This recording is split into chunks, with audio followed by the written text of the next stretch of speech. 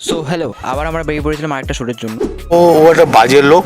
আর এবারে শ্যুট বলাও ভুল, এবারে হচ্ছে একটা বিয়ের কাজে যাচ্ছিলাম। সকাল সকাল আমরা বেরিয়ে পড়েছিলাম। ঘর থেকে বউকে বলে যেতে ভুলে গেলে যা হয়, ফোন করে বলছি bye bye baby bye bye. তো অটো থেকে নেমে তারপরে আমরা স্টেশনে চলে গেলাম। তো স্টেশনের সামনে থেকে লোকেশনটা একটুখানি ছিল, স্টেশন ছিল ক্যান্টনমেন্ট। তাহলে শেষমেশ পার্টি বাড়ি পৌঁছলাম, আর পার্টি বাড়ি পৌঁছাতে অবস্থা বোকাচোদা।